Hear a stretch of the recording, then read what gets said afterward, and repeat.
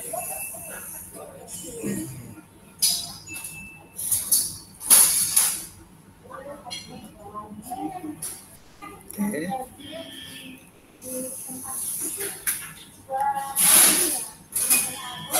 Baik, suara saya kedengaran nggak? Saya pakai headset soalnya posisinya.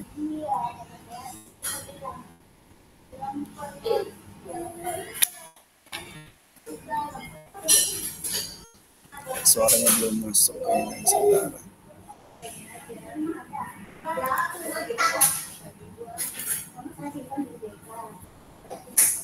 Coba tes suara saya dulu. Sudah masuk atau belum? Kecil ya. Oke, saya nggak pakai headset ya. Suara saya sudah jelas, sudah terdengar.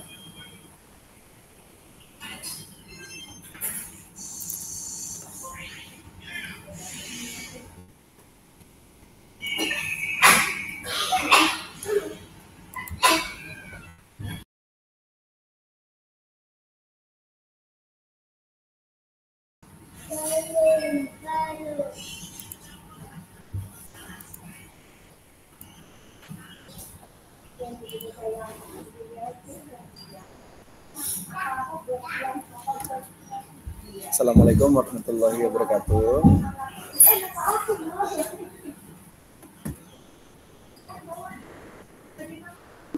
Waalaikumsalam warahmatullahi.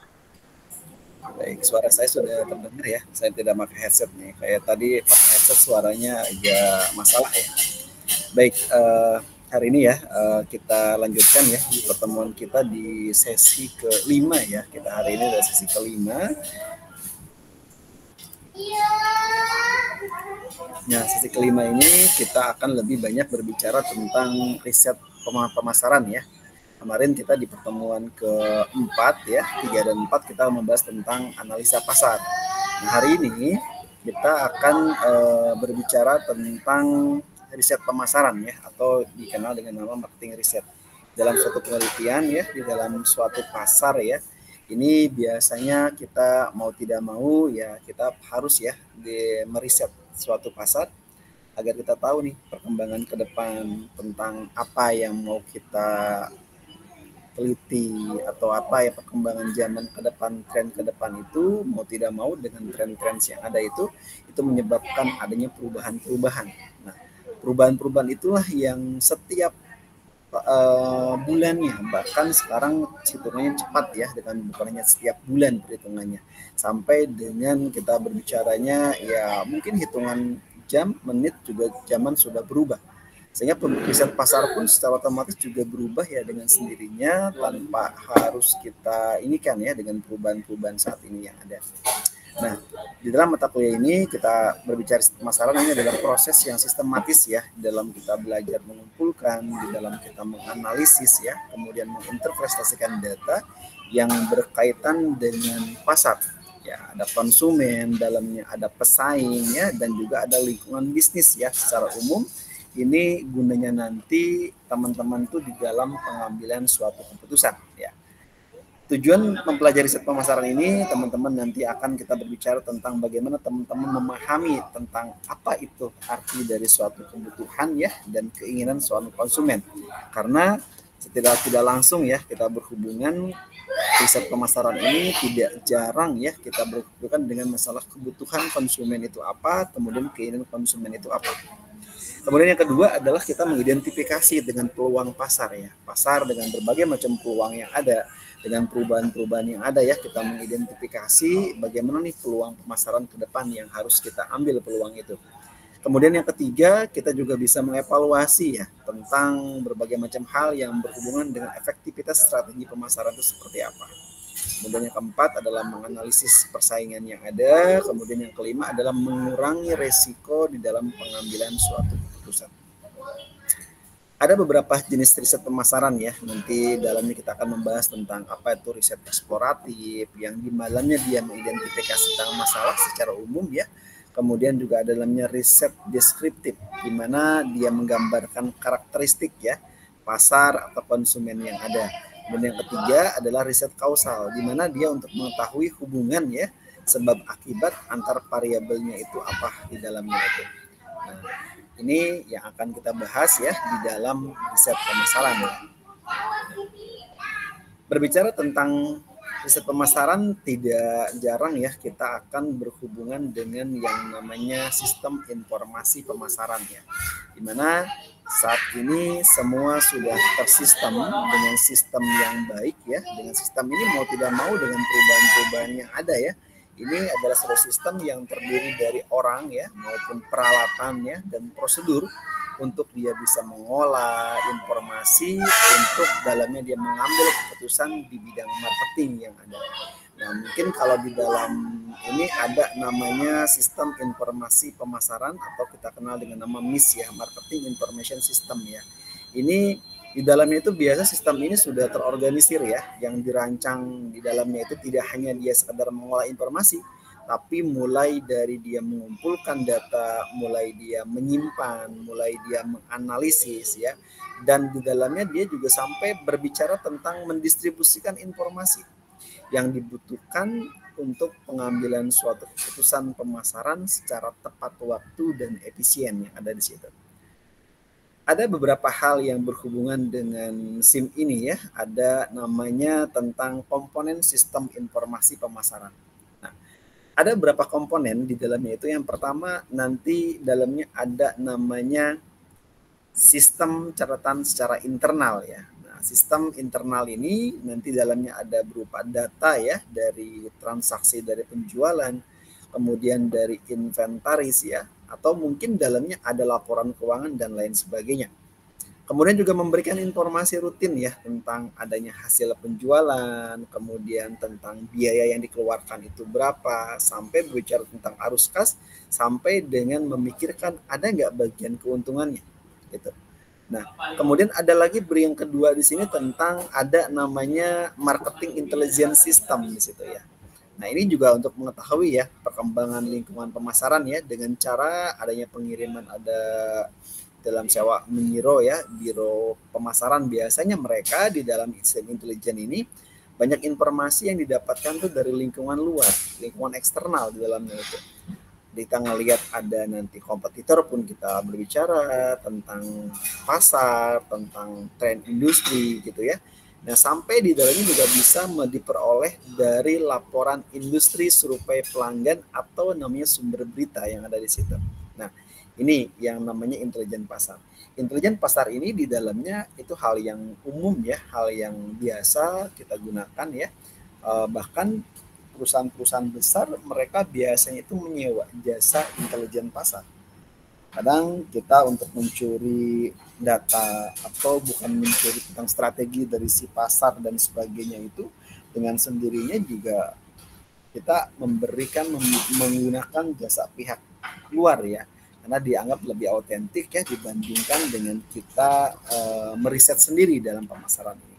Makanya seorang intelijen pasar ini biasanya tak jarang ada orang-orang terkepercayaan dari suatu perusahaan, yang terkadang orang kepercayaan tersebut pun ya mereka diizinkan bekerja di luar perusahaan itu, kemudian mereka bekerja di perusahaan yang menjadi pesaingnya, kemudian dia memberikan informasi apa yang dari perusahaan tempat yang dia bekerja gitu ya. Akhirnya dia bisa mencuri berbagai macam strategi baru, ilmu hal baru yang terkadang tidak dipikirkan oleh dari timnya yang ada di perusahaan tersebut. Nah, ini di dalam hal bisnis, hal ini adalah hal yang biasa ya di dalamnya itu.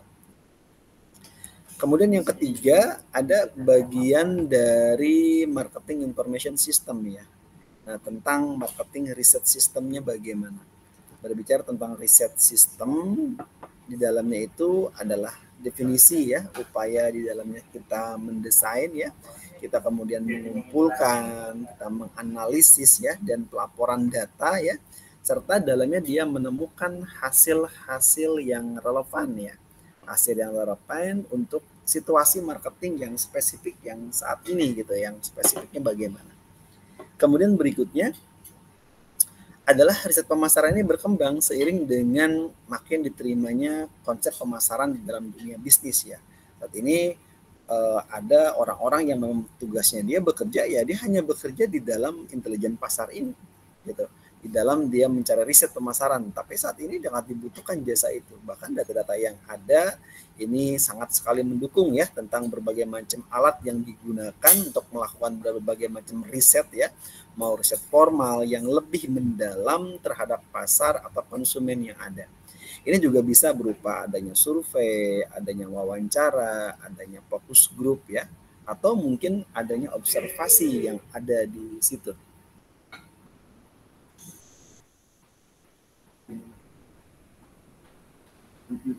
Minuman lebih. Oke, berikutnya tentang berbicara tentang riset pemasarannya berkembang ya dengan berbagai macam, dengan makin diterimanya ada berbagai macam konsep pemasaran ya di dalam dunia bisnis gitu ya. Nah ini perkembangannya cukup luar biasa ya kalau misalnya kita pikirkan ya dengan sistem riset pemasaran ini. Kemudian berikutnya ada yang bagian keempat adalah marketing decision support system. Nah, ini juga sama nih, kita mengkoordinasikan dengan berbagai macam data ya, data yang ada, kemudian sistem, kemudian tools ya, dan prosedur lainnya yang didukung dengan berbagai macam hardware ataupun software yang ada, dengan mana dia menghasilkan informasi yang relevan, menghasilkan suatu hal keputusan yang di bidang marketing apa yang akan diambil di dalam dia menguasai suatu pasar di dalamnya itu. Nah, ini berbicara tentang sistem pendukung keputusan atau DSS ya. Ini adalah alat bantu ya, dalamnya itu bisa biasanya menggunakan teman-teman software yang digunakan bisa menggunakan software statistik atau menggunakan simulasi atau dalamnya bisa menggunakan adalah model dari model prediktif yang ada di sini. Kemudian juga digunakan nih oleh siapa? Oleh para manajer. Para manajer di dalamnya dia untuk membuat suatu keputusan. Ini juga sama dibuat. Jadi seorang manajer dia meneliti, dia mengambil keputusan, dia menggunakan berbagai macam simulasi, berbagai macam model yang ada sehingga didapatkanlah suatu informasi yang baik di dalam suatu riset ya dalam pemasaran. Ada berbagai macam manfaat ya di dalam riset pemasaran ya. Sistem informasi ini diabadinya kita akan membantu dan merancang ya adanya strategi pemasaran yang tepat itu seperti apa strategi pemasarannya. Dan yang kedua adalah meningkatkan efisiensi dalam pengambilan suatu keputusan. Ini juga sama, meningkatkan keputusan, kemudian dia mempercepat adanya respon terhadap perubahan pasar yang ada. Ada nggak respon yang ada? Cepat dia. Kemudian mengidentifikasi berbagai macam peluang atau ancaman yang dirasa saat ini cepat gitu. Nah, ini ya yang berhubungan dengan riset dalam pemasaran. Kemudian berikutnya berbicara tentang marketing riset ya.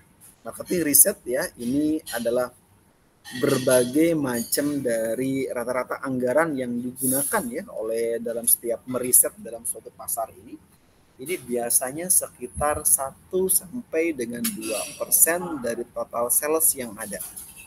Ya kan?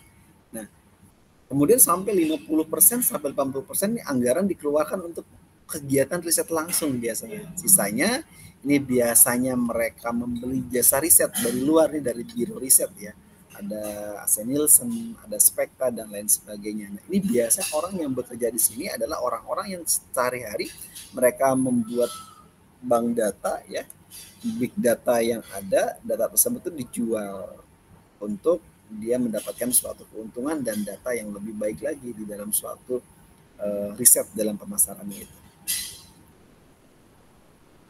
Ini dalamnya juga sama. Marketing riset berarti kita berbicara tentang proses ya. Di dalamnya adalah proses yang secara sistematis dimulai dari dia mengumpulkan, kemudian dia bisa menganalisis ya, serta dalamnya dia bisa menginterpretasikan data yang berkaitan dengan berbagai macam kegiatan dari marketing ini. Tujuannya apa? Tujuannya adalah untuk membantu perusahaan di dalamnya dia memahami pasar ya, kemudian konsumen dan lingkungan bisnis agar dapat membuat suatu keputusan yang lebih tepat. Kemudian berikutnya ada lagi fungsi marketing riset ya. Dalam marketing juga sama, dia punya berbagai macam fungsi. Dia bisa mengidentifikasi peluang dan masalah pemasaran yang pertama. Yang kedua adalah mengembangkan dan mengevaluasi strategi pemasarannya apa. Yang ketiga adalah memantau kinerja pemasarannya apa. Yang keempat, memahami perilaku konsumen.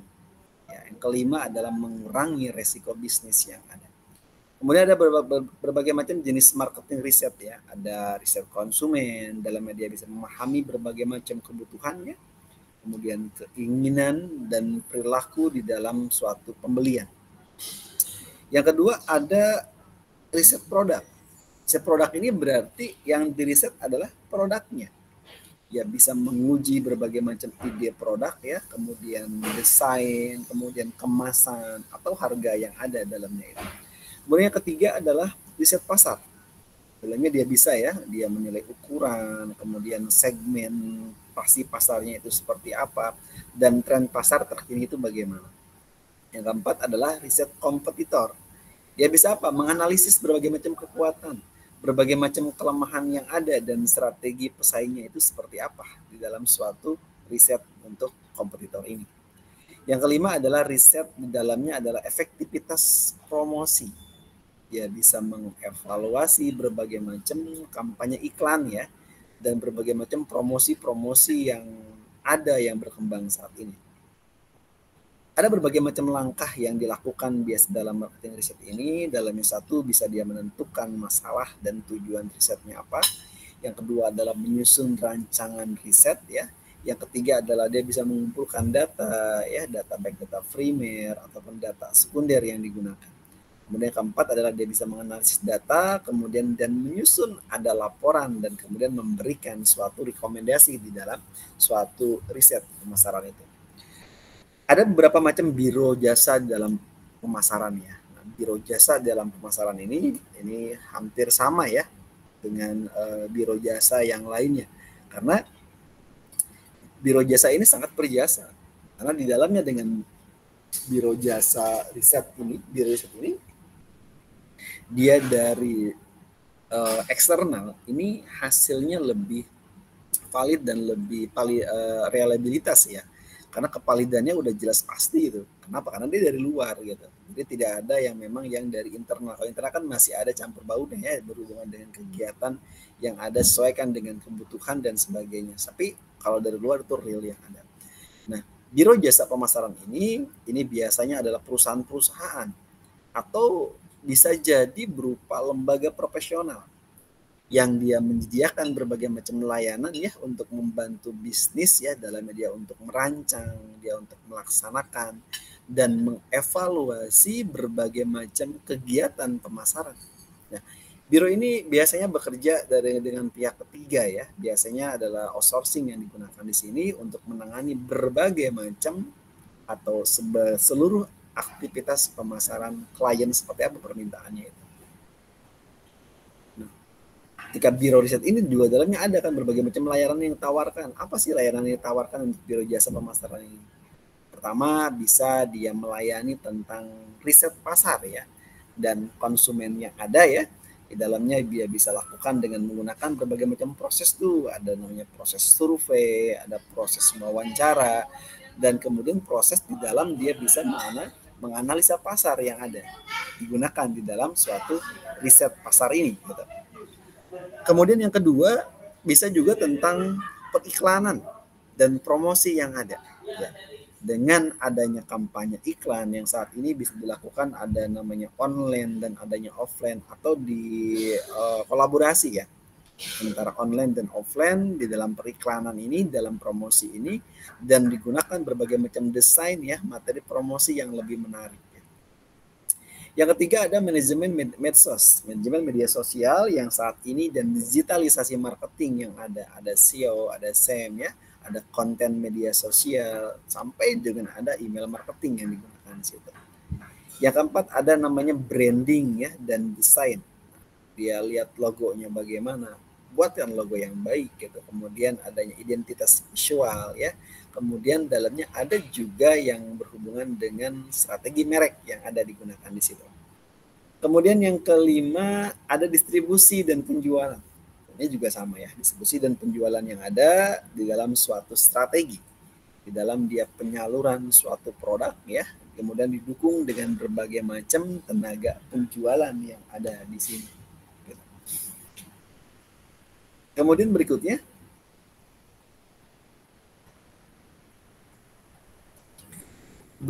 ada tentang event marketing. Ini juga sama nih, dengan berbagai macam ya event-event yang ada, dengan melaksanakan dia biasanya ada pameran kan, ada misalnya dalam peluncuran produk baru atau melakukan berbagai macam seminar yang ada gitu. Nah ini kan juga sama ya, event-event yang digunakan di dalam suatu meriset pasar itu, kira-kira konsumen butuh apa, ingin apa sih orang konsumen itu.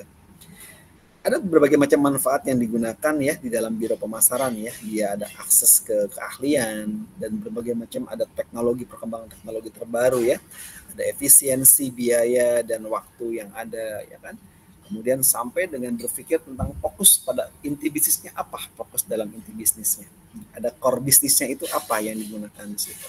Kemudian ada lagi strategi pemasaran yang lebih profesional dan lebih terukur yang ada di situ. Nah, ini adalah berbagai macam berhubungan dengan manfaat dalam biro jasa pemasaran ini. Ada berapa macam biro nih. Nah, ini di negara Asia ini ada nih data yang digunakan ya, sampai dengan ada jumlah, ada juga dengan annual research volume ya. Ini dalam US dollar, ini masih pada tahun 2020 ya data yang saya gunakan ini. Nah ini negara Hong Kong ini ada 59 biro riset pemasaran yang ada. Nah ini sekitar 7 juta US dollar yang digunakan di sana. India ini belum terhitung jumlahnya berapa gitu ya.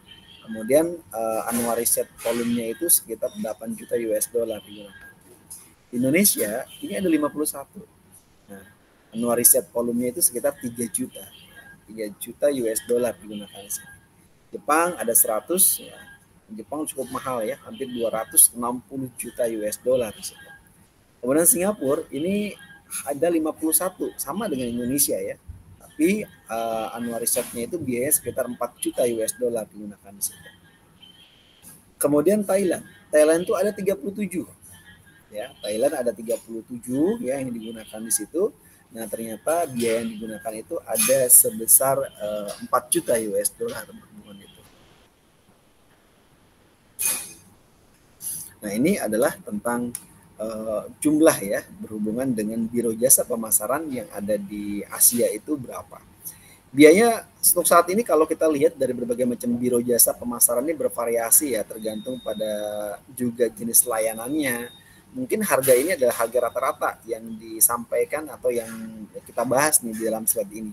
Tetapi di dalam itu tergantung juga layanannya. Semakin banyak layanan, semakin banyak cakupan pekerjaan, semakin cepat tidaknya durasi yang digunakan, sampai dengan reputasi ya.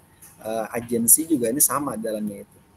Ada riset pasar misalnya, biayanya sekitar 5 juta sampai dengan 50 juta. Ini tergantung mana? Tergantung dari kompleksitas. Ada kompleksitas yang ada, kemudian ada jumlah responden ya, dan metode yang digunakan. Ini biaya sekitar 5 juta sampai dengan 50 juta kalau dirupiahkan ya di dalam riset pasar itu.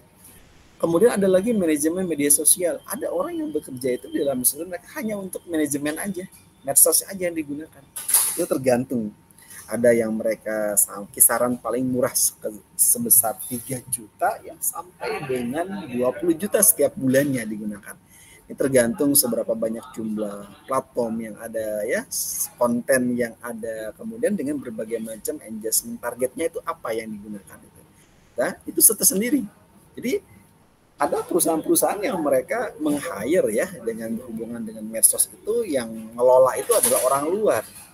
Mereka hanya memberikan konten saja, memberikan ide-ide saja ke mereka yang kemas, kemudian yang membuat sampai memasarkan dan segala macam. Bahkan ibaratnya chatbox saja atau mungkin pertanyaan-pertanyaan dari ini pun sama, itu mereka semua yang handle segala macam.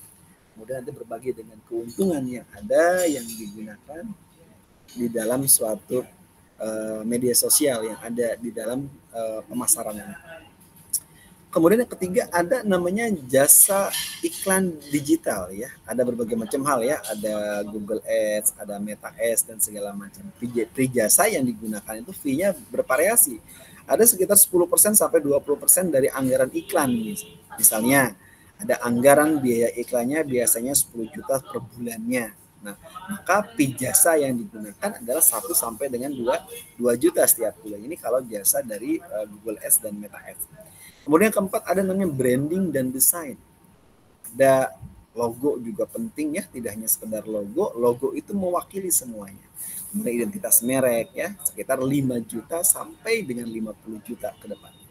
Kemudian yang kelima ada namanya event marketing. Berbagai macam event yang ada ya, mulai dari tergantung nih skala acaranya biasanya. Ada acaranya yang kecil, ada acaranya yang besar, sampai dengan acara ini kita hubungkan dengan berbagai macam tempat ya. Lokasinya juga ngaruh, strategis tidak, kemudian di mana tempat dan sebagainya. Ini eventnya paling murah sekitar 10 juta sampai dengan 500 juta atau lebih ya dalamnya itu. Ada berbagai macam faktor penentu biaya di dalam biro riset pemasaran ini. Lihat dari skala bisnisnya, ataukah UMKM, atau mungkin korporasi, ya, corporate ya. Atau mungkin target pasarnya bagaimana? Apakah dia targetnya lokal, atau nasional, atau bahkan internasional di dalamnya. Ini juga sama ya, di dalam suatu penentu biaya, ini dipengaruhi oleh yang ada dengan target pasarnya. Kemudian ada lagi customisasi ya, customnya bagaimana, custom layanan yang dibutuhkan itu bagaimana. Bisa permintaan, semakin banyak permintaan yang lebih harga yang premium dan sebagainya, ini juga berpengaruh terhadap harga dari biro riset ini. Kemudian juga durasi kontak, ada sekali jalan atau mungkin jangka panjang yang digunakan di dalam suatu biro riset pemasaran. Nah, kemudian dalam biro riset pemasaran ini ada berbagai macam hal ya. Nah, ini ada pertama adalah biro jasa riset dari Nielsen ya. Ada AC Nielsen. AC Nielsen ini kalau lihat websitenya ini masih menggunakan .com ya, www.acnielsen.com yang ada. Nah, AC Nielsen ini sekarang dikenal dengan namanya Nielsen IQ atau Nielsen. Ini perusahaan riset ya, pasar ya, global, yang dikenal dengan keahliannya dia pengukur audiens, analisis perilaku konsumen, dan data penjualan retail. Ini didirikan di Amerika Serikat ya. Perusahaan ini telah beroperasi di banyak negara, termasuk di Indonesia yang ada. Layanan utama dari AC Nielsen ini yang pertama ada namanya Retail Measure Service ya, RMS. Ini dia caranya dia mengukur penjualan produk di toko retail ya, ada modern, trade dan tradisional ya. Kemudian data ini juga sangat berguna nih untuk produsen, ada namanya itu produsen fast moving customer goods ya. Kemudian yang kedua ada namanya customer panel service. Nah, ini juga gunanya buat apa? Buat melacak, ya, melacak perilaku pembelian rumah tangga yang melalui panel konsumen tetap di dalamnya. Kemudian juga memberikan wawasan tentang loyalitas merek, frekuensi pembelian, dan lain sebagainya. Yang ketiga ada namanya media media yang di bawah Nielsen juga sama nih, ada berhubungan dengan media. Dia mengukur berbagai macam audiens TV ya, ada radio, dan mungkin dalamnya ada media digital yang digunakan di situ. Kemudian ada lagi banyak digunakan ya oleh stasiun TV dan pengiklan yang ada. Kemudian yang keempat ada namanya custom research. Custom research ini riset yang dirancang khusus sesuai dengan kebutuhan klien. Dalamnya ada uji produk ya, ada namanya brand health check, atau mungkin kampanye dalam pemasaran. Ada kelebihan dari AC Nielsen ini. AC Nielsen ini dalamnya jangkauan data yang luas dan standarisasi secara global, kemudian metodologi yang kuat dan teruji, kemudian dipercaya oleh banyak merek besar di dunia. Contoh penggunaan data Nielsen ini adalah perusahaan makanan, dia melihat data Nielsen ya, dia untuk mengetahui pangsa pasar produknya dibandingkan dengan pesaingnya bagaimana. Kemudian stasiun TV yang menggunakan data Nielsen ini dia bisa melihat rating acara mereka bagaimana. Kemudian brand kosmetik ya, dengan ini juga sama menganalisis data ya. Ini untuk melihat siapa pelanggan utama dan kebiasaan belanja mereka itu bagaimana. Itu adalah kelebihan dari AC Nielsen. Kemudian biro riset pemasaran berikutnya adalah Spektra.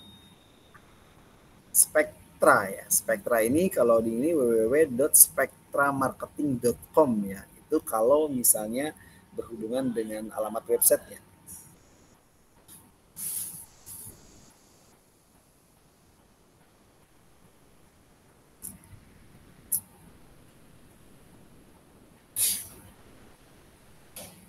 Spekta ini juga satu solusi ya, analitik ya, dari Nielsen IQ juga, atau dikenal dengan nama NIC ya. Ini dirancang oleh suatu perusahaan, di dalamnya itu dia untuk apa? Untuk mengetahui berbagai macam perilaku konsumen. Juga ada dengan demografi ya, kemudian juga dengan gaya hidup yang mendalam ya.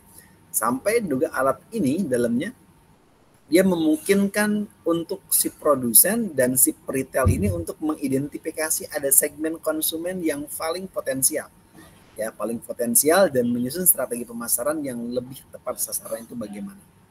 Nah, Spekta ini biasanya dia bisa menggabungkan data ya, data dari secara geografis, perilaku belanja, dan gaya hidup untuk memberikan wawasan yang komprehensif tentang si konsumen itu bagaimana.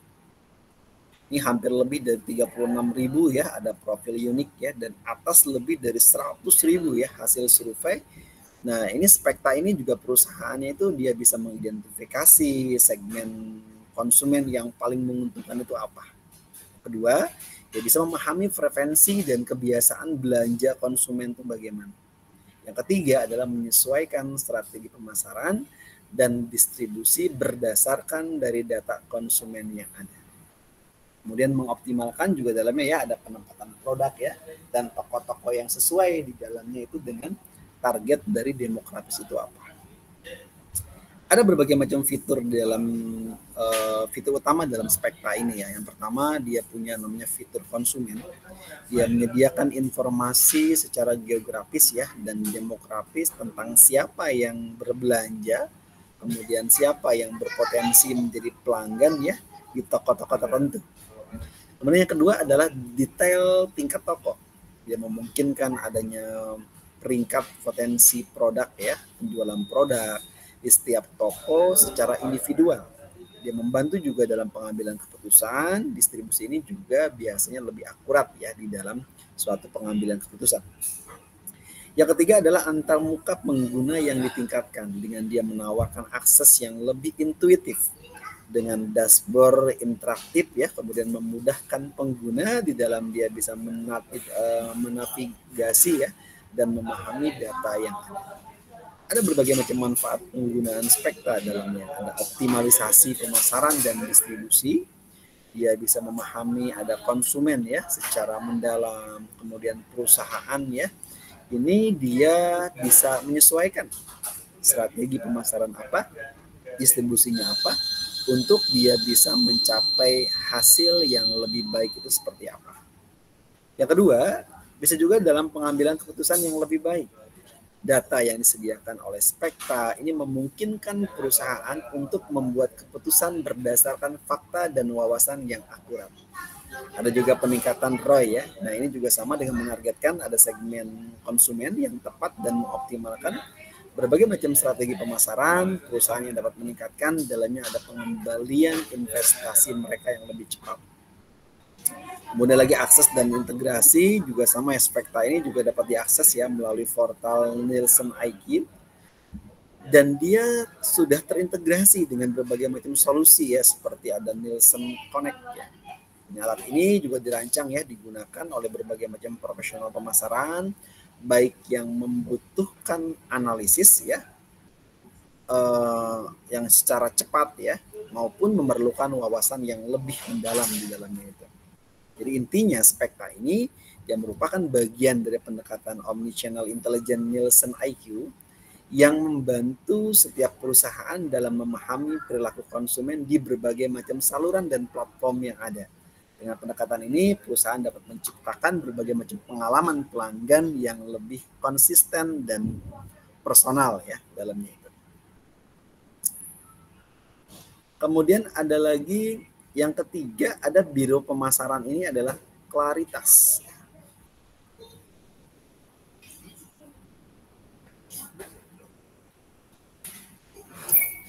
Alamat websitenya ada ya. Di cluster1.claritas.com di dalamnya ini. Ini Claritas ini adalah biro riset pemasaran yang dia merupakan perusahaan riset dan data pemasaran asal Amerika juga ya, yang dikenal dengan solusi segmentasi konsumen dan analitik berbasis analisis berbasis lokasi ya di dalamnya itu ya. Nah, ada salah satu bentuk produk utamanya. Ini dikenal dengan nama PRIZ. Nah, Potential Rating Index for Jeep Market ya. Nah, ini dikelompokkan dengan berbagai macam konsumen Amerika ya, yang di dalam segmen dilihat dari demografinya, dilihat dengan gaya hidupnya, dan perilakunya bagaimana. Ada fungsi dan kegunaan klaritas di dalamnya itu. Yang pertama, ada namanya segmentasi konsumen. Klaritas juga dia membantu bisnis dalam mengelompokkan pelanggan menjadi segmen berdasarkan usia, berdasarkan pendapatan, berdasarkan perilaku dan minat yang ada di dalamnya itu. Kemudian Riz ini juga sama, menawarkan lebih dari hampir 60 segmen rumah tangga di Amerika Serikat, dengan dari urban elite ya hingga ada namanya suburban families dalamnya. Kedua ada targeting dan personalize ya. Ini data klaritas juga digunakan nih untuk menyusun adanya kampanye pemasaran yang lebih tepat sasaran. Perusahaan juga bisa tahu ya di mana segmen tempat tinggalnya, apa yang mereka mau beli, dan media apa yang mereka konsumsi. Yang ketiga ada namanya geointelligence. Klaritas dia menggunakan peta dan data lokasi untuk membantu si bisnis tadi membuka cabang baru. Dia merancang strategi distribusi dan memilih lokasi iklan yang ada. Yang keempat adalah cross-channel marketing insight. Nah, ini juga sama memberikan berbagai macam wawasan ya terhadap perilaku lintas media. Biasanya kan ada baik digital ya, ataupun TV, ataupun radio. Mungkin zaman dulu masih ada berlaku dengan media cetak yang ada. Nah, kemudian kalau kita bandingkan di antara klaritasnya, kalau misalnya versus dari Nielsen ini, Spekta ini bagaimana? Klaritas ini lebih berfokus ya pada segmentasi dan lokasi geografis, khususnya di Amerika Serikat ya. Nielsen Spekta ini lebih mendalam dalam perilaku belanja dan retail analitik, termasuk kemampuan dia mendetail per toko dan integrasi dengan data penjualan itu apa dalamnya itu. Kemudian ada lagi berikutnya tentang yang namanya TD-Link. TD-Link ini dia kalau misalnya ini carinya bisa nih www.tdlink.com ya. Ini juga sama. Ini juga adalah termasuk salah satu biro riset dalam suatu pemasaran dalamnya.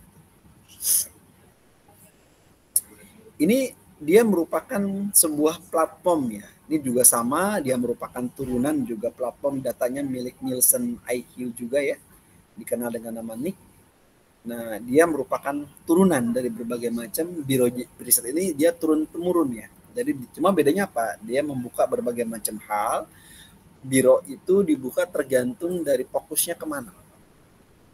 Nah, kalau TD-Link ini dia menyediakan informasi detail terkini tentang lokasi retail dan tempat konsumsi ya. Kemudian di seluruh Amerika Serikat ya. TD-Link juga digunakan ya oleh produsen ya, dalam hal ini dia tentang barang konsumen ya. Ada retail, ada distributor ya, dan ada lembaga riset untuk memahami adanya landscape retail ya secara menyeluruh, dan di dalamnya juga dia dalam pengambilan keputusan berbasis lokasi yang ada gitu. Ini juga sama.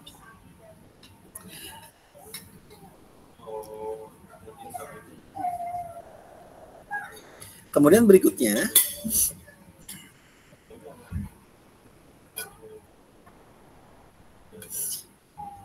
TD-Link ini juga merupakan katalog ya yang dinamis ya, yang dalamnya dia mencakup ya lebih dari hampir 770.000 lokasi retail. Di dalamnya dia tempat adanya konsumsi di Amerika Serikat ya, di mana setiap lokasi ini juga dia memiliki kode unik yang memungkinkan dia punya integrasi ya dengan data penjualan dia, kemudian inventaris dan informasi konsumen lainnya. Data ini juga dipengaruhi oleh setiap harinya ya, dia memberikan berbagai macam data terkini tentang landscape ya retail yang terus berkembang hingga saat ini. Kemudian ada berbagai macam fitur utama di dalam TD-Link ini. TD-Link ini satu, dia mencakup adanya komprehensif ya. Dia menyediakan data untuk semua lokasi retail dan tempatnya, dalam ada tempat dia konsumsi, termasuk ada toko kelontong ya, ada restoran dan ada bar yang ada di situ. Kemudian yang kedua ada namanya informasi detail. Dia menawarkan berbagai macam informasi itu. Ada granular seperti ada volume penjualan tahunan, ada luas area penjualan bagaimana, dan jenis layanan yang ditawarkan itu seperti apa. Yang ketiga adalah kolaborasi yang ditingkatkan bagaimana. Nah, kode TD-Link ini dia memungkinkan adanya integrasi dengan data set lain yang dengan dia bisa memastikan adanya komunikasi yang lancar di seluruh operasi bisnis dan mitra yang ada. Ada berbagai macam manfaat dalam penggunaan TD-Link. Ada dia bisa optimasi kinerja toko ya dengan wawasan tingkat toko. Kemudian ada lagi perusahaan dengan meningkatkan kinerjanya ya, kemudian dan eksekusi retail ya. Kemudian lagi perencanaan strategis. Tadi lagi ini dia mendukung nih berbagai macam investasi ya secara strategis di tingkat makro dan penetapan ya target penjualan detailnya seperti apa.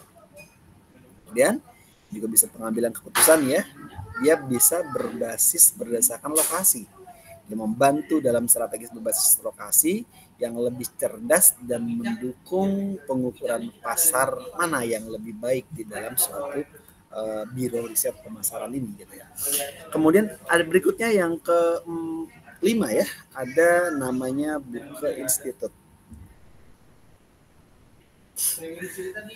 Ini juga sama ya, ini juga merupakan salah satu biro riset pemasaran ya. Ini alamat websitenya bisa dicari di www.burkeinstitute.com di dalamnya itu. Ini tentang Burke Institute dalamnya itu.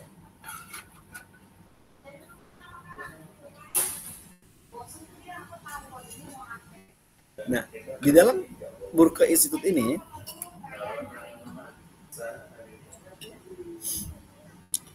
dia lembaganya berupa lembaga pelatihan riset pemasaran. Nah, ini yang telah beroperasi cukup tua juga, hampir sekitar 50 tahunan ya.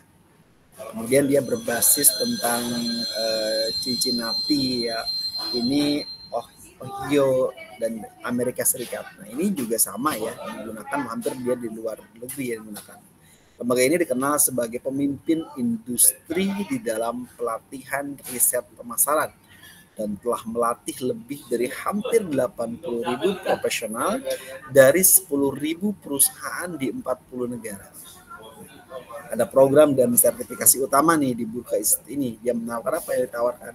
Yang dia tawarkan banyak hal tuh berhubungan dengan program pelatihan yang dirancang dalamnya ya. Dia meningkatkan berbagai macam keterampilan praktis di dalam suatu riset pemasaran ini. Ada namanya market research essential.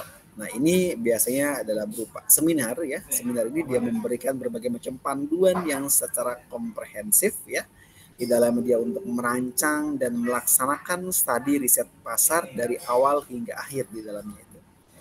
Kemudian berikutnya ada namanya Designing Effective Survey. Nah, ini juga berupa workshop nih. Kalau ini dia fokusnya pada seni dan ilmu desain ya, kuesioner.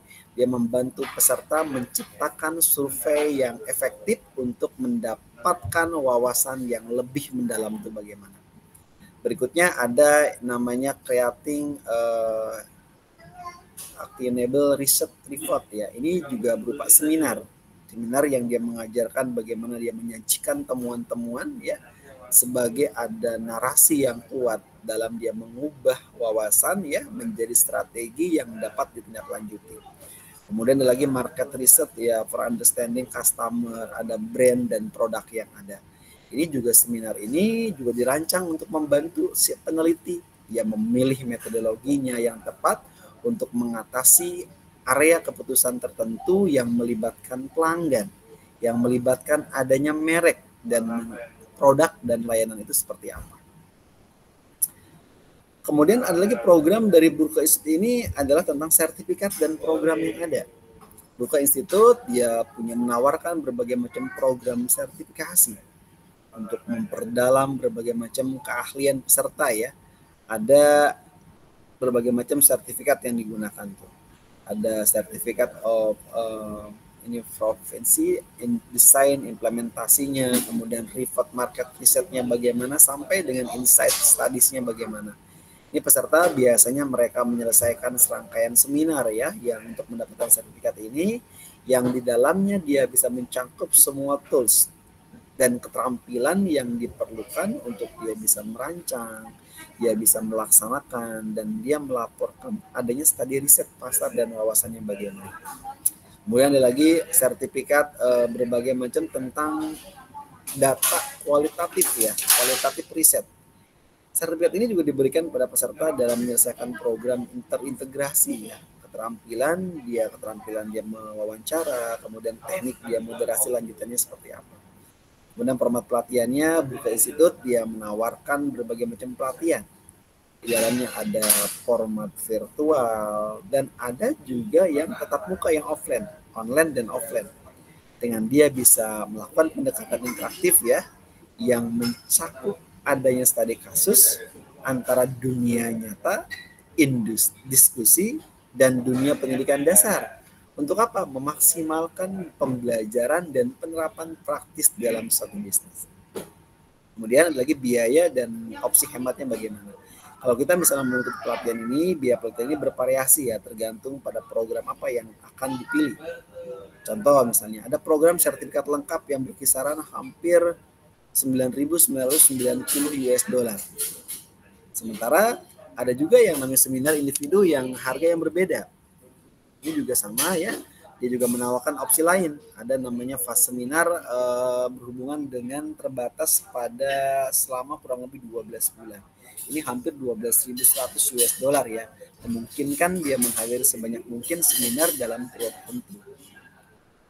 Ini berbagai macam hal. Kalau misalnya dari jasa ini yang sudah cukup lama ya, sudah hampir 50 tahun di dalam. Kemudian berikutnya ada Biro Riset Pemasaran Mark Plus ya. Nah, ini juga sama www.markplusnco ya .com di dalamnya.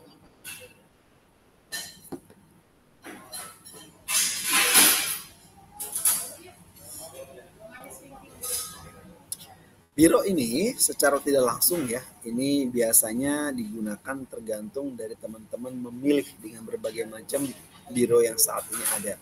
Bahkan perkembangan yang ada yang satu dengan yang lainnya ini sangat bergantung nih dengan perkembangan yang ada. Karena ketika dia berkembang ya tentang update dan segala macam, saya yakin satu dengan yang lainnya biro-biro jasa itu akan bermunculannya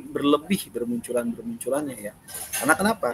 Karena setiap tahunnya pasti akan ada pendatang baru yang dia berusaha meriset dan sebagainya, atau biro jasa yang lama pun di dalamnya dia bisa melihat dengan berbagai macam perkembangan yang ada, kesiapan yang ada, bahkan mereka melakukan dengan berbagai macam perubahan, dengan berbagai macam inovasi yang baru dengan kebutuhan-kebutuhan yang ada di dalamnya itu. Nah, teman-teman bisa melihat nih, kalau nanti teman-teman mau mencari dengan berbagai macam biro riset pemasaran yang terkini, ini ada berbagai macam di situ ya, tentang yang namanya apa? Yang namanya direktori biro riset. Itu teman-teman bisa melihat, nah biro-biro itu dari melihat www.risetinfo.com di dalamnya itu. Nah, itu di situ tersedia. Dengan apa? Dengan berbagai macam biro riset yang ada di dalam suatu biro pemasaran itu yang ada di situ. Nah, teman-teman silakan kalau mencari. Atau dari asosiasi. Ada namanya asosiasi riset pemasaran. Ini juga sama di dalamnya itu. Nah, ini tergantung teman-teman nanti di dalamnya kebutuhannya dalam mencari, tergantung targetnya mana yang mau dicari di dalam suatu mencari biro mana yang tepat yang dibutuhkan ya oleh perusahaan ya atau instansi sebagai meriset. Pak, terlalu mahal kalau kita menggunakan itu? Boleh. Kalau terlalu mahal ya teman-teman bisa melakukan mencarinya dengan melakukan riset tersendiri.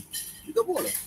Sendiri dengan berbagai macam hal yang teman-teman lakukan, dengan kebutuhan penghematan biaya dan dana dari perusahaan yang terbatas, berarti risetnya bukan secara eksternal ya, tapi dari internal.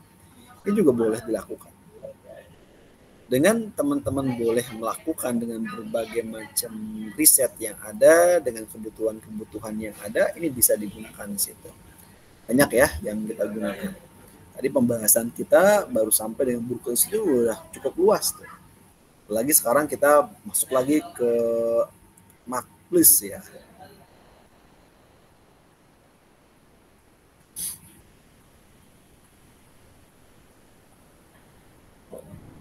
Kemudian ada lagi, ini Marketplace ini sebuah perusahaan konsultan pemasaran ya, dan adanya manajemen yang berbasis di Indonesia.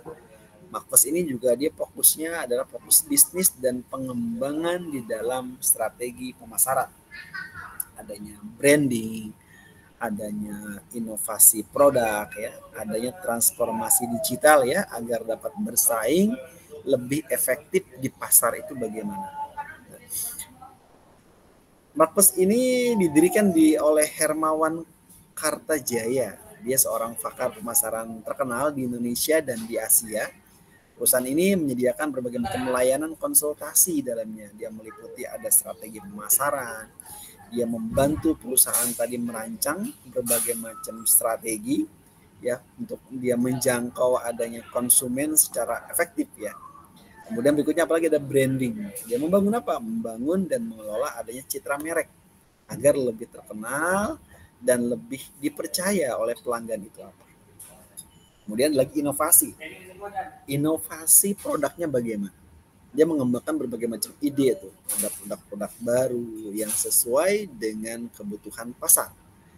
Ada pelatihan dan workshop yang ada. Ini juga menyelenggarakan ya berbagai macam pelatihan, baik itu pemasaran dan manajemen ya untuk meningkatkan adanya kompetensi SDM perusahaan itu bagaimana. Kemudian berikutnya ada lagi transformasi digital. Dia membantu perusahaan nih beradaptasi dengan berbagai macam teknologi digital yang terus berkembang agar lebih efektif dan lebih efisien dan lebih relevan dengan ada saat ini. Kemudian berikutnya ada yang namanya Frontier ya. Nah ini juga sama nih, ini juga biro riset juga ya, riset pemasaran. Dimana ini merupakan biro juru jasa juga yang adanya di Indonesia ya, yang dia menyediakan jasa penelitian pasar, dia membantu perusahaan itu untuk memahami perilaku konsumen, adanya tren pasar, dan adanya efektif strategi pemasaran itu bagaimana. Nah, ada berbagai macam tentang biro Frontier ini. Dia yang pertama dia berfungsi dalam melakukan riset kuantitatif ya dan kualitatif. Jadi ada secara hitungan statistik berupa angka ataupun secara kualitatif ya. Kemudian mengumpulkan data tentang adanya preferensi, adanya kebutuhan dan kepuasan pelanggan ya. Kemudian ada lagi menganalisis tren dan peluang pasar baru itu bagaimana, sampai dengan dia mengukur adanya aktivitas kampanye pemasaran itu bagaimana. Layanan yang dilakukan ada berbagai jenis layanan ya, ada survei konsumen yang mengumpulkan data langsung ya dari target pasar itu bagaimana. Kemudian ada juga FGD ya, fokus grup diskusnya, dia juga diskusi kelompok ya untuk mendapatkan adanya insight mendalam. Kemudian lagi analisis data pasar, dia mengolah data menjadi informasi yang berguna untuk pengambilan suatu keputusan. Ada lagi studi kompetitor ya, dia mengidentifikasi adanya posisi pesaing dan strategi mereka itu bagaimana. Manfaatnya apa? Manfaatnya bagi perusahaan, dia bisa membantu menentukan strategi pemasaran yang tepat itu seperti apa, kemudian mengurangi resiko bisnis yang didasarkan pada asumsi, kemudian memahami kebutuhan dan keinginan konsumen secara lebih baik. Kemudian meningkatkan juga peluang sukses ya dari produk dan layanan di pasar itu bagaimana dalam itu. Dan terakhir, ini ada biro risetnya itu adalah MAS ya. Ini adalah Biro Riset.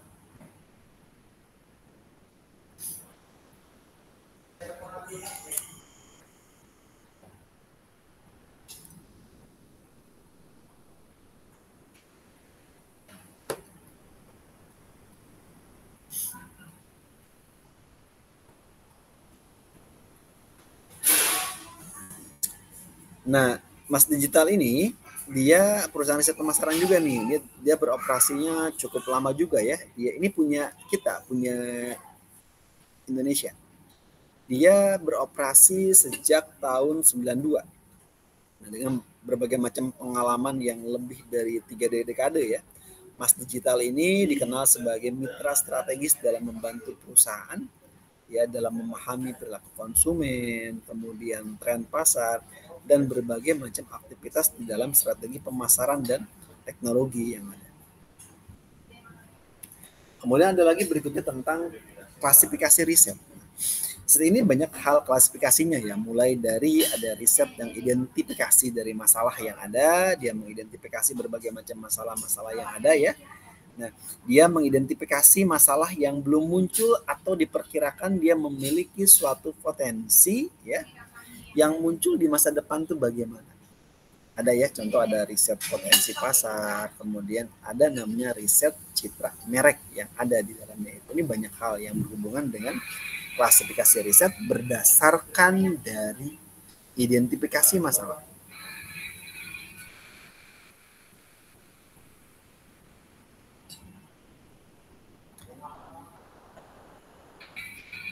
Berbicara masalah identifikasi masalah, berarti tahap awal ini di dalam suatu penelitian atau berupa proyek ya dalam riset pasar ini, dia bertujuan untuk menemukan dan memahami masalah utama apa yang perlu diselesaikan.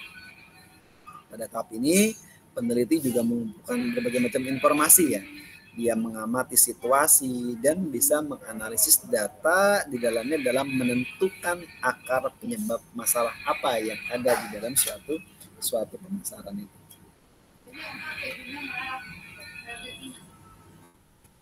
Nah, dalamnya gimana?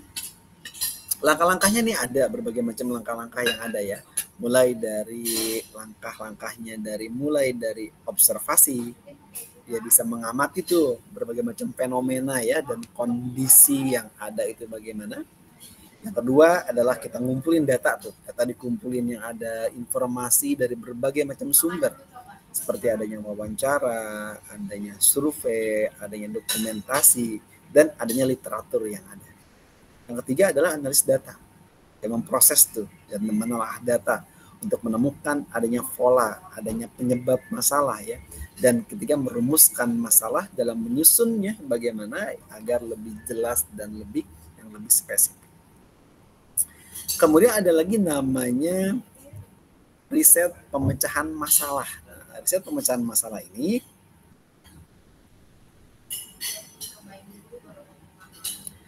dalamnya apa yang dipecahkan dari masalah ini? Dia memecahkan masalah pemasaran lebih secara spesifik. Bisa dari berhubungan dengan segmentasinya bagaimana tuh riset segmentasi atau produknya, riset produk dalamnya itu. Riset pemecahan masalah ini adalah tahap penelitian yang fokusnya adalah mencari solusi ya, atau cara dalam mengatasi masalah yang sudah diidentifikasi sebelumnya. Setelah masalah jelas ya, riset ini kemudian bertujuan dia menemukan berbagai macam metode itu, berbagai macam strategi baru, berbagai macam tindakan yang efektif di dalam menyelesaikan suatu masalah. Ada proses riset pemecahan masalah biasanya dilakukan yang pertama bisa dengan kita menganalisis masalah, dia memahami secara mendalam ya, baik itu dari akar dan dampak masalah yang ada. Yang kedua, dia adalah pencarian alternatif solusi, bagaimana dia bisa mengumpulkan berbagai macam ide atau cara yang mungkin untuk menyelesaikan masalah yang ada. Yang ketiga adalah evaluasi solusinya bagaimana. Ya, evaluasinya dan menilai berbagai macam kelebihan dan kekurangan yang ada dan memungkinkan efektivitas ini tiap solusinya bagaimana. Yang keempat adalah pemilihan solusi terbaik, yang memutuskan ya solusi mana yang paling tepat dan layak yang diterapkan itu bagaimana. Yang kelima adalah implementasi. Dia bisa menerapkan berbagai macam solusi apa yang dipilih. Yang keenam adalah evaluasi hasil ya, dia mengukur efektivitas solusi dan melakukan berbagai macam perbaikan jika diperlukan itu bagaimana. Kemudian ada lagi yang namanya pelaku riset. Kalau pelaku riset berarti berbicara tentang orangnya, pelakunya. Siapa sih yang melakukan riset ini? Nah, ini adalah pelaku. Ya. Pelaku riset ini adalah orang atau bisa juga kelompok. Kalau orang berarti satu orang dia hanya sekedar meriset sendiri pun boleh ya, sebagai kita kayak peneliti, teman-teman juga sama. Nanti di tugas akhir skripsi kan teman-teman juga meriset. Teman-teman juga memberikan yang namanya penelitian yang dilakukan oleh teman-teman dalam pengambilan data di dalam pencarian keputusan. Bisa juga atau kelompok. Ya, dalam melakukan proses penelitian, dalam mencari berbagai macam jawaban, berbagai macam solusi yang ada bagaimana, atau pemahaman tentang ada nggak sih suatu masalah atau fenomena apa yang ada. Ada berbagai macam jenis yang berhubungan dengan pelaku riset ini. Biasanya di dalamnya tergantung nih, ada berbagai macam hal ya. Bisa juga ada penelitinya secara individu ya. Kalau individu berarti penelitinya ini adalah seseorang yang dia melakukan riset secara mandiri. Misalnya teman-teman nih selaku biasanya mahasiswa ya, melakukan sendiri tuh, dosen atau para ilmuwan dan sebagainya, itu individu yang dilakukan sendiri atau mungkin berkelompok. Kemudian ada lagi tim riset. Kalau tim riset ini biasanya dikerjakan oleh lebih dari dua orang ya. Nah ini biasanya kelompok yang bekerja sama dalam sebuah proyek penelitian. Seringkali terdiri dari berbagai macam ahli di bidang yang berbeda, kemudian mereka bersatu ya, kemudian mereka berkelompok ya, dengan untuk menjawab masalah apa yang bisa diselesaikan dalam tim riset ini.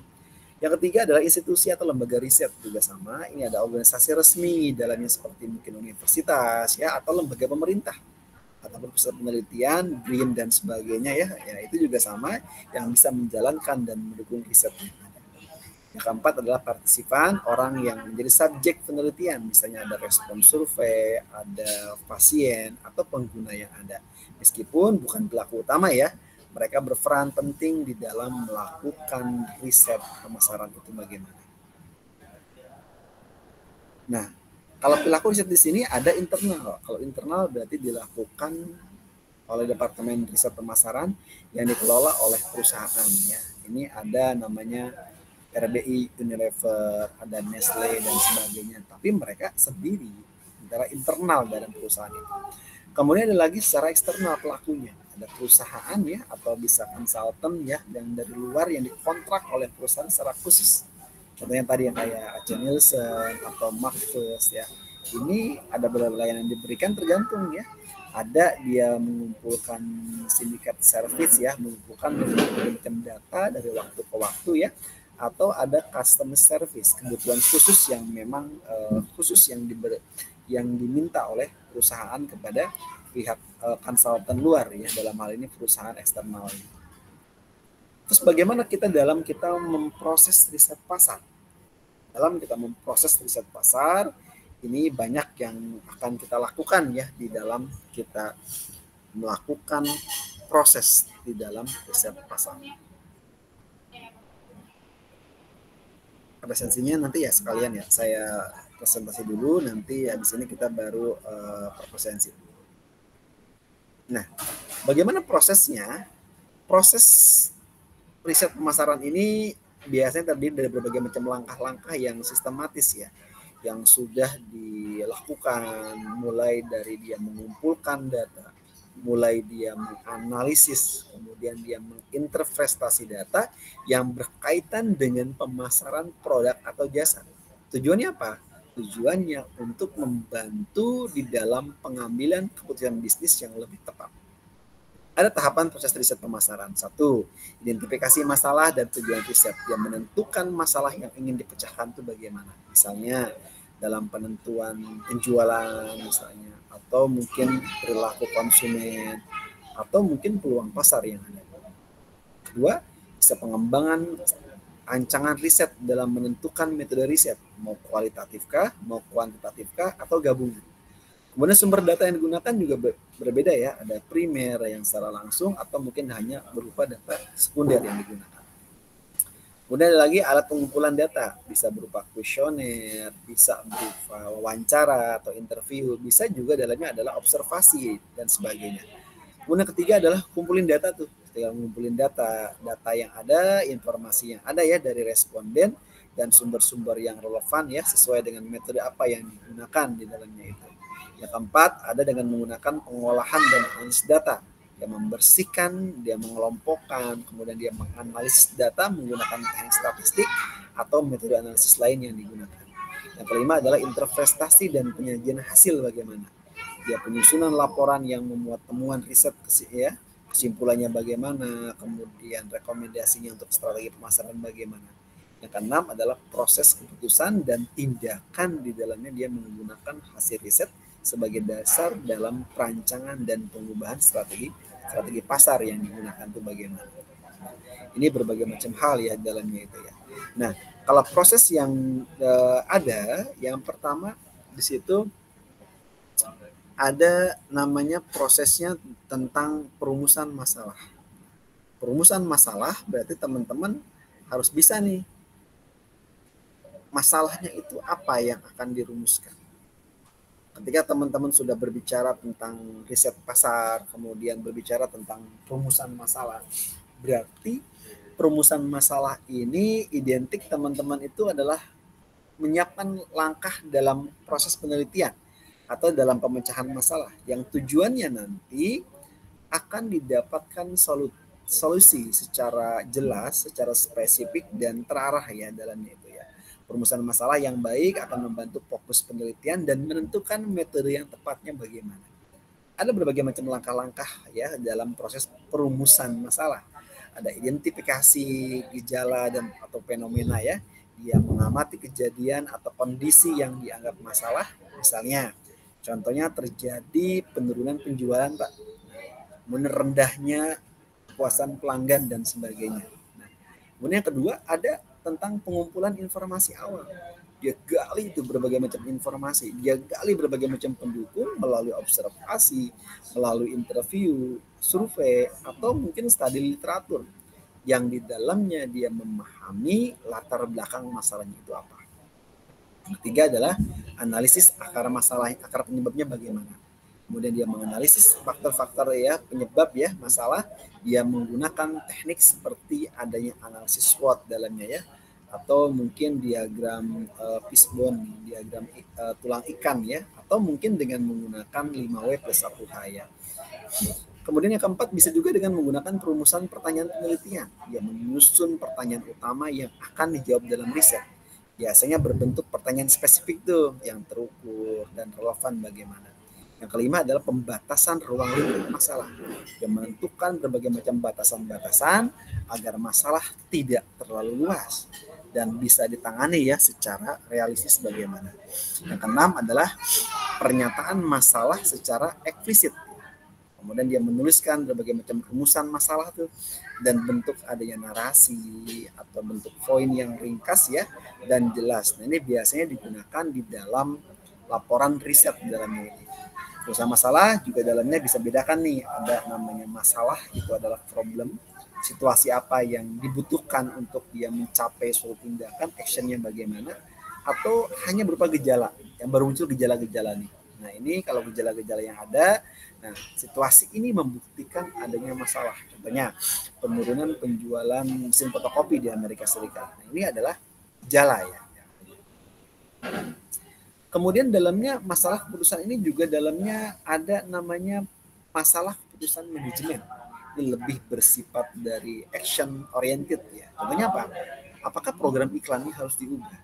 Ketika sudah zaman berubah, iklan yang saat ini kan iklan radio sudah tidak efektif ya, kemudian televisi juga sudah enggak, saat ini sudah banyak orang menggunakan berbagai macam media sosial yang digunakan. Ya. Kemudian lagi masalah riset pemasaran, ini lebih bersifat informatif ya, information orientednya bagaimana dalam dia menentukan adanya efektivitas iklan yang saat ini berkembang itu bagaimana. Kedua, setelah merumuskan masalah berikutnya adalah menentukan desain risetnya bagaimana. Bagaimana kita menentukan nih desainnya? Kalau berbicara desain riset, berarti kita berbicara tentang yang namanya penentunya bagaimana nih. Kita mendesain sedemikian rupa dengan riset yang ada, yang sistematis rencananya, dibuatkan rencana yang baik, kemudian bagaimana penelitian dilakukannya ya, dengan berbagai macam pengumpulan data hingga analisa ya, agar tujuan riset dapat tercapai secara efektif dan secara efisien. Nah, ada berbagai macam langkah-langkah penentuan dalam desain riset ya. Yang pertama, ada menentukan jenis risetnya apa. Ya, berdasarkan tujuan, berdasarkan riset, bisa dibagi menjadi ada eksploratif ya, dia untuk memahami masalah baru, ada deskriptif untuk menggambarkan karakteristik variabel, ada klausal, eksperimen. Ini digunakan untuk bisa mencari hubungan sebab akibat atau antar variabel yang ada dalamnya itu. Yang kedua adalah menentukan pendekatan riset, ada kuantitatif ya, dia menggunakan data angka atau statistik ya. Ya, kemudian data kualitatif menggunakan data deskriptif seperti interview, observasi, atau mungkin menggunakan studi kasus yang ada. Yang ketiga adalah menentukan sumber datanya bagaimana. Data primer diperoleh langsung dari responden, dia bisa melalui survei, melalui wawancara, atau observasi langsung. Atau data sekunder yang diperoleh dari sumber yang sudah ada. Ada laporan, ada jurnal, ada database, dan sebagainya. Yang keempat apa? Menentukan metode pengumpulan data. Misalnya ada kuesioner, adanya wawancara, adanya fokus group discuss, dan dokumentasi yang ada. Yang kelima adalah menentukan teknik analisis data. Sesuaikan dengan jenis data dan tujuan risetnya bagaimana. Ini bisa berupa analitik statistik ya, atau coding secara kualitatif, atau regresi, dan lain sebagainya. Kemudian keenam bisa menentukan populasi dan sampelnya bagaimana. Ini untuk menentukan riset kuantitatifnya bagaimana. Ya, menentukan siapa yang akan dijadikan responden ya, dan beberapa jumlah yang ada dalamnya itu. Ini ada 3 jenis desain ya, riset pemasaran ya. Yang pertama ada riset eksploratoris ya. Tujuannya apa? Dia memberikan pemahaman, dia memberikan gagasan tentang masalah apa yang dihadapi. Sifatnya bagaimana? Sifatnya fleksibel dalam metode dan kuesioner yang ada, tergantung pada kreativitas perisetnya bagaimana. Caranya bagaimana? Ada berbagai macam hal tuh, ada namanya experience survei ya, berdasarkan pengalaman, survei pengalaman, atau gunakan focus group interview, atau mungkin customer insight di dalamnya. Yang kedua ada namanya desain riset, berikutnya ada riset deskriptif.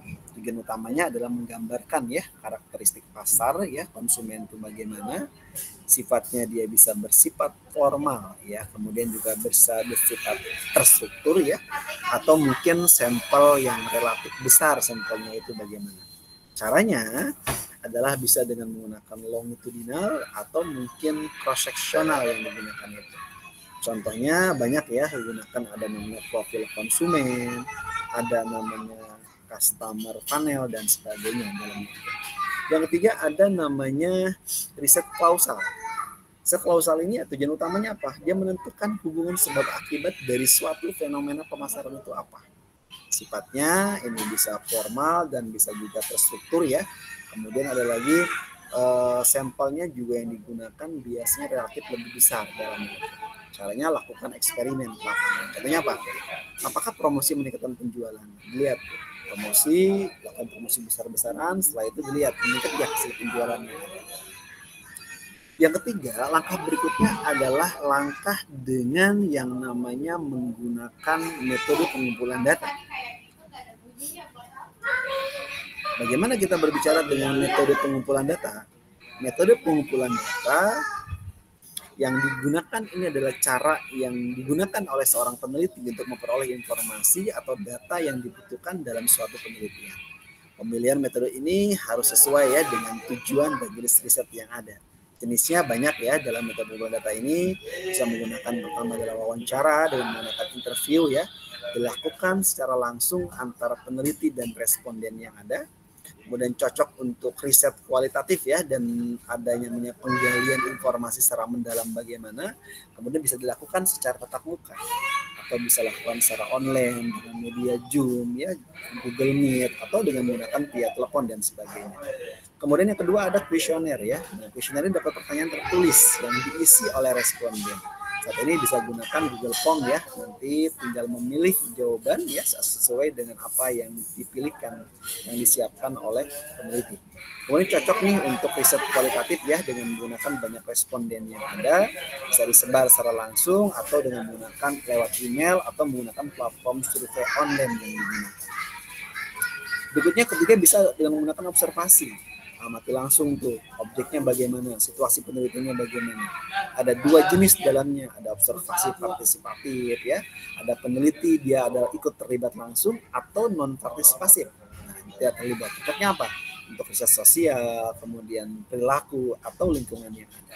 Kemudian yang keempat ada namanya studi dokumentasi. Dia mengumpulkan data dari dokumen yang sudah ada bagaimana, mulai dari arsipnya bagaimana, kemudian laporan bagaimana, artikel bagaimana, atau literatur yang ada bagaimana. Umumnya digunakan sebagai data sekunder yang digunakan. Yang kelima ada namanya FGD, Focus Group Discuss digunakan. Ini dari diskusi kelompok ya, berfokus pada beberapa responden dan dipandu oleh moderator yang ada. Tujuannya apa? Untuk menggali opini digali, persepsi digali dengan ide-ide yang apa yang ada. Kemudian yang keenam adalah lakukan tes eksperimen yang digunakan bagaimana. Yang mengukur kemampuan ya dalamnya responden ya, kemudian dalam perubahan ya dalam kondisi tertentu bagaimana. Berikutnya ada namanya klasifikasi data. Data ini jenisnya ada berbagai macam hal ya. Yang pertama ada namanya data yang bersifat kualitatif.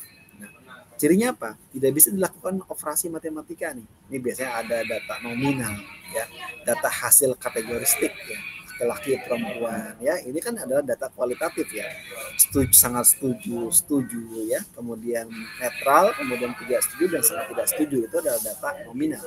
Kemudian ada lagi data ordinal ya, data yang berhubungan dengan proses adanya preferensi atau ranking. Nah, ini adalah tingkatan mana yang paling baik, kan? 1, 2, 3 dan seterusnya. Baik, ya sangat baik, gitu kan, atau sedang, atau mungkin tidak baik, atau mungkin sangat tidak baik. Berikutnya yang kedua ada namanya data kuantitatif. Ini biasanya cirinya menggunakan hitungan kuantitatif, quantity. Kalau quantity berarti ngitung angka ya. Ini dibagi ada berbagai macam hal ya, ada data interval yang digunakan atau menggunakan data rasio, data yang mempunyai titik nol absolut yang ada. Kemudian klasifikasi data berikutnya adalah menurut sumber datanya. Ada satu, ada data secara internal ya, data yang berasal dari dalam perusahaan. Contohnya ada data keuangan ya, ada data penjualan dan lain sebagainya. Yang kedua, ada namanya data eksternal, data yang berasal dari luar perusahaan tuh. Contohnya apa? Data daya beli masyarakat, data sikap konsumen dan lain sebagainya yang digunakan itu. Kemudian berikutnya tentang klasifikasi data menurut cara memperoleh datanya. Yang pertama ada data primer ya, ada data yang diperoleh langsung ya dari objeknya. Contohnya apa? Secara langsung tuh.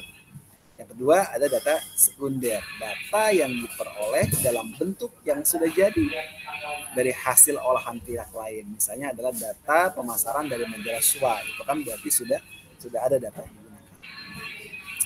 Kemudian berbicara masalah data primer, ini adalah sumber data primer ini banyak hal ya, bisa lakukan dengan menggunakan cara yang pertama observasi, yang mengamati perilaku atau objek yang diteliti. Contohnya ada ghost observer ya, ada alat perekam untuk mengamati reaksi pelanggan dan sebagainya.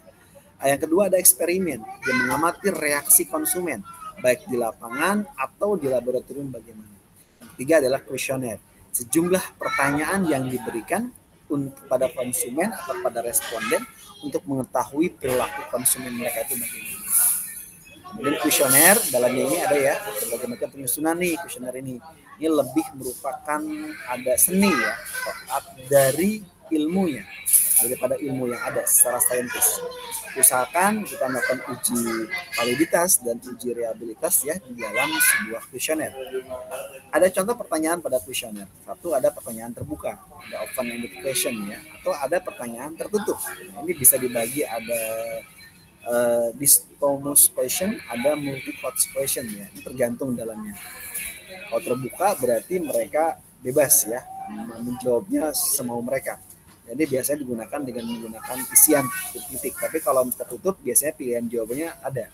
ya, mulai dari biasanya ada SS, ada S ya, ada tidak setuju, kemudian ada STS sangat tidak setuju dan sebagainya. Kemudian ada namanya data sekunder. Data sekunder ini dalamnya ada di dalamnya ini nih. Ada data internal perusahaan, contohnya ada yang namanya faktur penjualan ya. Yang kedua ada namanya data dari eksternal. Ini bisa berupa apa? Bisa publikasi ya, bisa jurnal, laporan dari Badan Pusat Statistik ya, atau secara komersial. Kalau komersial itu jurnal yang komersial yang biasanya itu dia ketika kita mau membuka ini harus ada open access. Nah ini juga sama, ini biasanya kita berbayar. Kemudian ada klasifikasi data menurut waktu pengumpulan. Ada satu, ada data cross section, data yang dikumpulkan pada suatu waktu tertentu. Contohnya apa? Data penjualan di 10 provinsi. Ini adalah cross section. Ada berikutnya yang kedua adalah data time series. Bagaimana data time series ini? Data yang dikumpulkan dari waktu ke waktu, ya. Misalnya data penjualan di Jakarta ya dari bulan Maret sampai dengan April tahun 2023 misalnya. Kemudian digunakan berikutnya adalah teknik sampling. Bagaimana kita membuat samplingnya nih? Ada metode sampling yang digunakan. Yang pertama ada namanya non-probability sampling. Ini setiap unsur dari populasi tidak mendapatkan peluang nih yang sama yang dipilih sebagai sampel. Biasanya ada kuota sampling, sampling yang sudah dihapuskan ya, kuotanya berapa. Ada accidental ya. Kalau accidental itu ketemunya ya, ada namanya convenience sampling dalamnya. Ada purpose sampling, ada juga adjustment sampling digunakan, ada lagi snowball sampling. Kalau snowball sampling itu bebas, jadi menggelinding sesuai dengan ketemunya aja mana sampel yang paling banyak yang akan digunakan. Yang pertama adalah probability sampling. Probability sampling ini dalamnya ada setiap unsur dari populasi yang mendapatkan peluang yang sama untuk dipilih sebagai sampel. Contohnya ada random sampling, bebas tuh milihnya. Ada Stratified sampling. Nah, ini tergantung dari tingkatannya. Ya. Stratanya bagaimana, peringkatnya bagaimana. Ada cluster sampling, diklasterisasikan tuh. Biasanya ada golongannya atau mungkin ada pilihan yang berbeda ya, divisinya atau departemennya berbeda ya. Ada lagi systematic sampling. Sampling yang dibuat secara sistematik dan dipilih orang-orangnya. Ya. Ada lagi multi-stage sampling digunakan. Ini berbagai macam hal ya yang berhubungan dengan cluster-cluster yang ada di situ. Yang keempat adalah kita bisa menganalisa data. Di dalam proses analisa data, yang pertama ada kita lakukan dengan menggunakan editing. Melakukan edit secara terhadap data yang telah dikumpulkan bagaimana, kemudian editing ini dilakukan dengan berbagai macam tahap ya. Ada file editing yang dilakukan di lapangan langsung atau central office edit. Editing lanjutan yang dilakukan di kantor dengan sendiri. Kemudian yang kedua adalah cara pengkodingan. Ya. Coding ini ada beberapa data yang digunakan ya dalam proses data secara kuantitatif ya. Dia melakukan berbagai macam proses dalamnya, dia mengubah data secara kualitatif ya di dalamnya untuk menjadi data kuantitatif. Biasanya pria dikasih kode itu 1, wanita jadi kode 2. Itu adalah pengkodingan. Yang ketiga adalah analisis data dengan tools tertentu. Tools yang digunakan, alat ini banyak yang digunakan ya. Misalnya alatnya statistik. Menggunakan metode statistik yang digunakan seperti ada descriptive data dengan menggunakan tabel, dengan menggunakan grafik, dengan menggunakan uji hipotesis ya, atau analisis kolerasi dan lain sebagainya.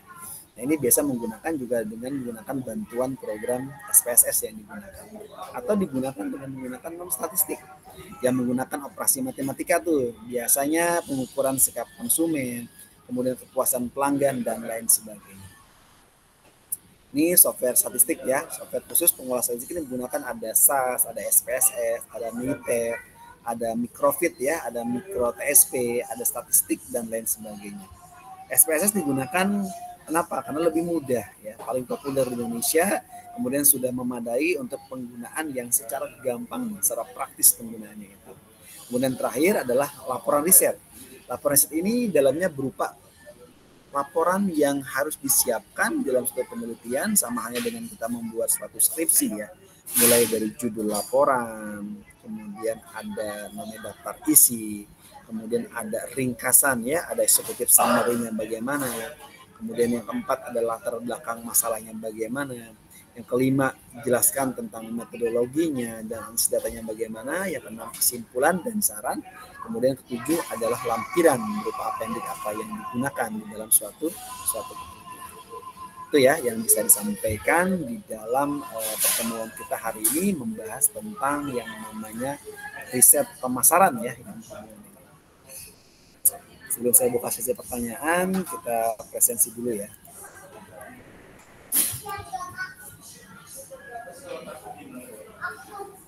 Oh iya.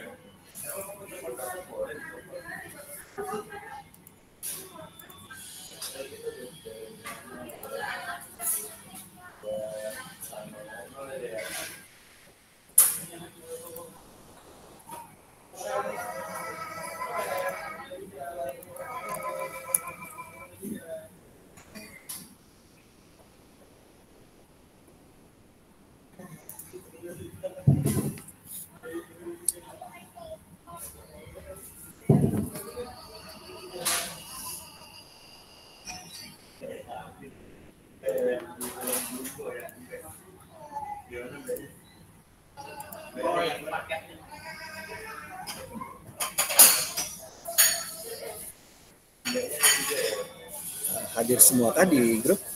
Ahmad Setiawan ada? Hadir Pak. Pak Ahmad Setiawan ada. Oke. Kemudian Muhammad Izan. Hadir Pak. S. Wahyudi. Hadir Pak. Abdul Karmain. Ada di room nggak? Hadir Pak. Ada ya? Hadir Pak. Oke. Siap. Oke, Taufik Hidayat. Hadir Pak. Ada ya? Oke. Full nih.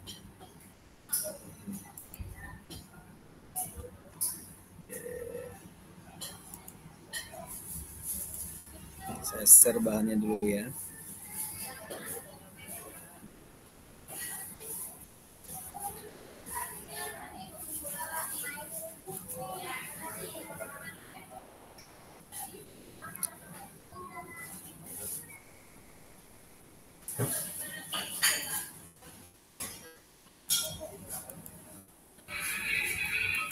Silakan kalau ada pertanyaan sambil disiapkan. Mungkin kalau misalnya ini bisa di chat box ya, karena saya lagi di luar ya, posisinya nggak di dalam ruangan ya, saya lagi di luar. Jadi kalau misalnya mau bertanya, kalau misalnya suaranya takut tidak terdengar karena saya tidak pakai headset ya, jadi boleh di chat box ya.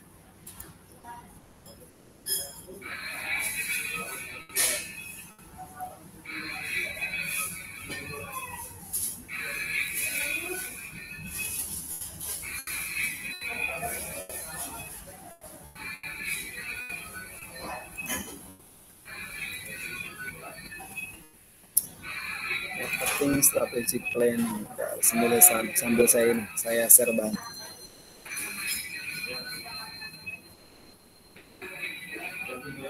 Marketing strategic riset pasar.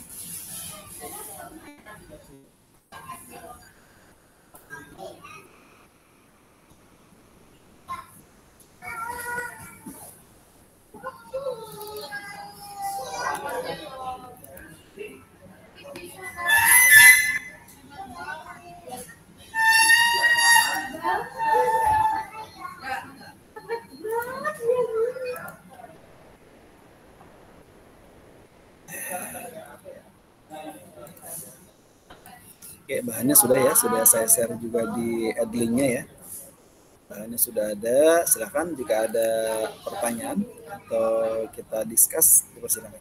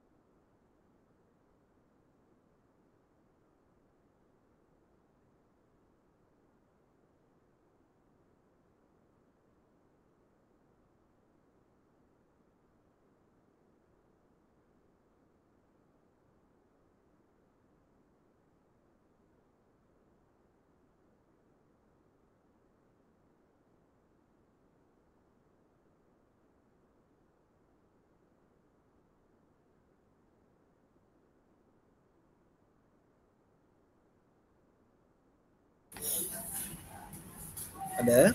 Kalau nggak ada, saya simpulkan. Silakan. Cukup, Pak. Cukup ya.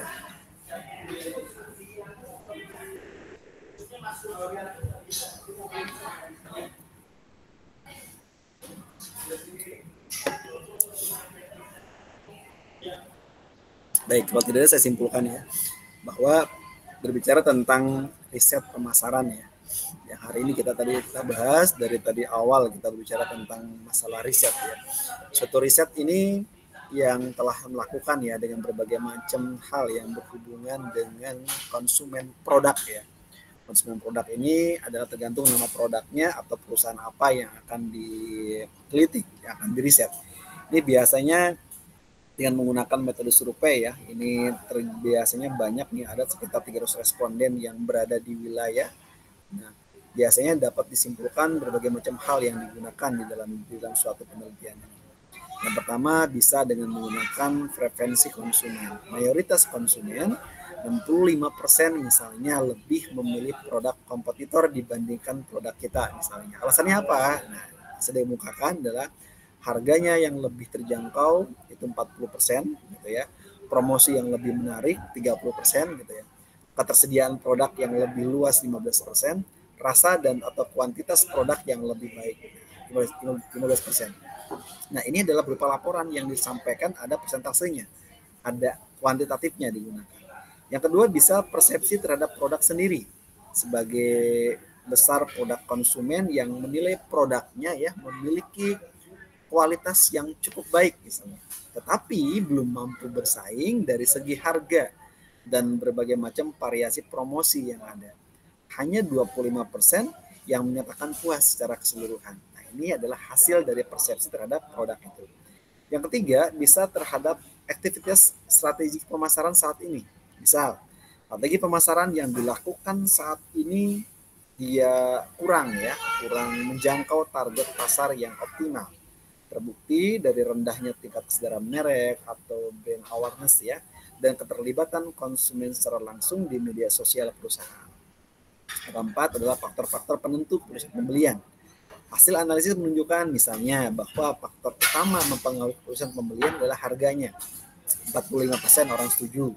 Promosi 30% misalnya. Harganya 45% dan layanan pelanggannya 15%. Dan faktor lain yang tidak diteliti seperti lokasi, kemasan ini berada di bawah 10%. Karena totalnya tetap 100% ya. Yang kelima misalnya segmentasi pasar. Konsumen utama berada di rentang usia yang memilih produk kita adalah umur 18 tahun sampai 35 tahun. Karena mayoritas berstatus mahasiswa dan pekerja muda atau eksekutif muda misalnya. Mereka cenderung responsif ya dan promosi digital ataupun diskon-diskon langsung yang digunakan. Rekomendasi sebagai tindak lanjut ya dari kesimpulan di atas, ada beberapa macam rekomendasi strategi nih. Mulai satu ada penyesuaian harga, lakukan evaluasi terhadap struktur harga agar lebih kompetitif di pasar bagaimana, terutama untuk segmen menengah ke bawah bagaimana. Yang kedua adalah penguatan promosi, tingkatkan intensitasnya promosi bagaimana dengan melalui media sosial ya saat ini ya, seperti kampanye media sosial, diskon berbatas waktu, dan bekerja sama dengan influencer lokal misalnya. Yang ketiga bisa melakukan dengan peningkatan layanan konsumen ya, latih tenaga kerja penjual dan customer service ya, agar mereka lebih responsif dan ramah. Karena ini apa? Terbukti dia mempengaruhi adanya loyalitas konsumen bagaimana. Yang keempat adalah produk dan kemasan bagaimana. Tambahkan nih variasi produk ya dan tingkat daya tarik kemasan yang menarik segmen usia muda ya kan. Ada yang kelima adalah optimasi media sosial bagaimana tingkatnya nih hadiran mereknya di platform digital dan konten yang lebih menarik ke depannya. Kurang lebih itu ya yang bisa disampaikan yang berhubungan dengan survei yang ada gitu. Sehingga survei yang ada saat ini dia harus memiliki suatu kesimpulan yang disampaikan di dalam studi riset pemasaran ini. Kesimpulan yang baik adalah satu, dia jelas dan ringkas ya. Dia menyampaikan inti temuan tanpa bertele-tele, lebih baik menggunakan persentase gitu ya. Yang kedua, berdasarkan data. Sajikan datanya. Karena setiap kesimpulan harus didukung oleh data dari hasil analisis yang ada. Yang ketiga adalah menjawab tujuan riset yang ada ya. Harus sesuai dengan pertanyaan atau masalah riset yang diajukan di awal tadi. Yang keempat, memberikan arahan tindakan. Ini bisa digunakan untuk penyusun strategi pemasaran atau membuat keputusan baru di dalam suatu bisnis ke depannya. Itu ya, cukup ya untuk pertemuan kita hari ini. Kita tutup ya bersama-sama perkuliahan kita karena tidak ada pertanyaan lagi ya di pertemuan kita ini. Kita sesi kelima, berarti masih ada 2 sesi lagi sebelum teman-teman menghadapi ujian ya. Nanti ujiannya berupa proyek, jadi teman-teman nanti tinggal mengerjakan. Nanti di pertemuan ke-6 ya, berarti minggu depan nanti sudah saya berikan ya soal proyeknya. Teman-teman nanti bisa mengerjakan, nanti saya kasih waktu kurang lebih sekitar 2 sampai dengan 3 minggu ke depan ya, karena nanti pengumpulannya nanti berbarengan di pas ujian. Terima kasih. Itu bersama-sama alhamdulillahirabbil alamin. Assalamualaikum warahmatullahi wabarakatuh. Waalaikumsalam warahmatullahi wabarakatuh. Terima kasih Pak. Waalaikumsalam warahmatullahi wabarakatuh. Ini Pak.